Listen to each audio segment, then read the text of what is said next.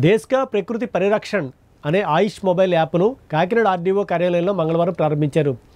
ధన్వంతరి జయంతి నాడు అనగా అక్టోబర్ 24న ప్రధానమంత్రి నరేంద్ర మోడీచే ప్రారంభించబడింది. ఈ యాప్ నిర్దిష్ట సమయంలో పూర్తి చేయాలని నిర్ణయించారు. భారతదేశ పౌరులందరూ యాప్ను ఒక నెల రోజుల వరకు 26 నవంబర్ నుంచి 25 నవంబర్ వరకు అందుబాటులో ఉంచుకోవాలని ఈ యాప్ను ఆర్డీఓ ఎస్ మల్లిబాబు ఆవిష్కరించారు. ఆయన కాకినాడ మొదటి పౌరుడిగా ఇందులో నమోదు చేయడం జరిగింది.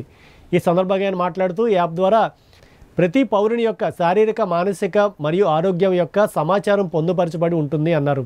ఈ అవకాశాన్ని ప్రతి పౌరుడు ఆయుష్ డిపార్ట్మెంట్, ఆయుర్వేద వైద్యులు మరియు వైద్యుల వద్ద నమోదు చేయించుకోవాలని సూచించారు. ఈ ప్రక్రియ కోసం ఒక వ్యక్తికి కనీసం 36 నిమిషాల సమయం పడుతుందన్నారు. ఈ యాప్ నందు ఇటువంటి సమాచారం ఉండడం వల్ల ప్రతి పౌరుని యొక్క ప్రకృతిని అనుసరించి వాళ్ళు పాటించవలసిన దినచర్య మరియు ఋతుచర్య, వారి రిజిస్టర్ ఫోన్ నెంబర్లకు సమాచారము ప్రభుత్వం ద్వారా ఎప్పటికప్పుడు మెసేజ్ల రూపంలో పంపడం జరుగుతుంది అన్నారు. ప్రతి ఒక్కరూ ఈ సదుపాయాన్ని వినియోగించుకోవాల్సిందిగా ఆయన కోరారు. స్వస్థంగా ఉండడానికి అంటే ఆరోగ్యంగా ఉండడానికి కావాల్సినవన్నీ కూడా ఆ రోజు మనం ఎటువంటి ఆహారం తీసుకోవాలి, ఆ ఋతువులో ఎటువంటి ఆహార విహారాలు అంటే మనం ఎలా బట్టలు వేసుకోవాలి, ఏ ఆహారం తీసుకోవాలి, మన వ్యాయామం ఎలా ఉండాలి, అలాంటి అన్ని విషయాలు కూడా మనకి ఈ యాప్ ద్వారా మనకు మెసేజెస్ వస్తాయి. ఇది ఒక స్టిపులేటెడ్ టైం తీసుకున్నామండి, 26 నవంబర్ నుంచి 27 డిసెంబర్ వరకు.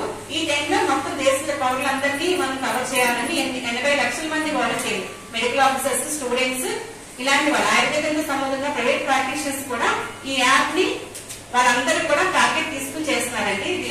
మోడీ గారు ఉద్దేశం ఇది Guinness book of world record లో రావాలని ఆయన ఆకాంక్ష.